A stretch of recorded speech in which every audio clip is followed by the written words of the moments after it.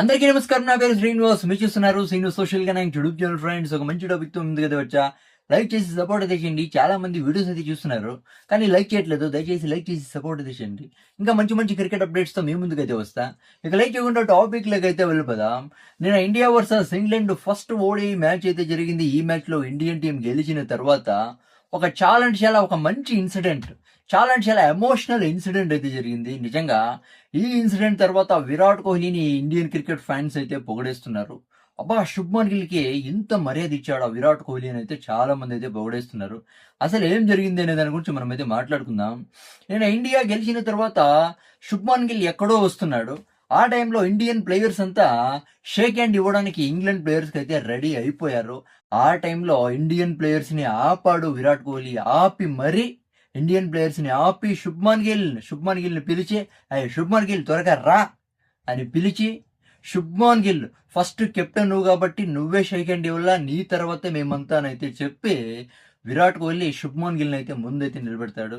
తర్వాత శుభ్మన్ గిల్ అంటే shake hand ఇచ్చిన తర్వాత ఇంగ్లాండ్ ప్లేయర్స్కి, తర్వాత ఇండియన్ ప్లేయర్స్ అయితే షేక్ హ్యాండ్ అయితే ఇచ్చారు. చూడండి, ఇక్కడ శుభ్మన్ గిల్కి, ఒక యంగ్స్టర్కి, ఒక సీనియర్ ప్లేయర్, ఒక ఫేమస్ ప్లేయర్, ఒక పాపులర్ ప్లేయర్ ఇలాంటి రెస్పెక్ట్ ఇచ్చాడంటే నిజంగా చాలా మంచిదనే చెప్పొచ్చు. అవునా కదా? నాకు కూడా తెలీదు.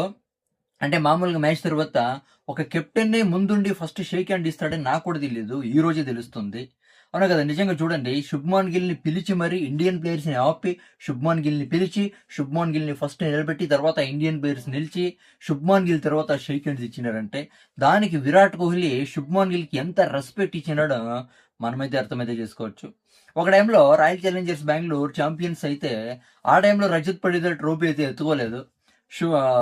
విరాట్ కోహ్లీ ఏం చేశాడు, రజత్ పడిదర్ని పిలిచి ట్రోఫీ ఎత్తుకోవాల్సింది నువ్వు కెప్టెన్ అని గుర్తు చేసి మరీ ట్రోఫీని అయితే రజత్ పడిదర్ చేతులు అయితే పెట్టాడు. నిజంగా ఒక క్రికెటర్ అయ్యేదే కాదు, ఒక మంచి క్రికెటర్, అవును కదా, ఒక ఒక రెస్పెక్ట్ ఇచ్చే క్రికెటర్ అవ్వడం అంటే అంత ఈజీ అయితే ఉండదు. ఇలాంటి విషయాలన్నీ విరాట్ కోహ్లీ నుంచి అయితే మనం అయితే నేర్చుకోవచ్చు.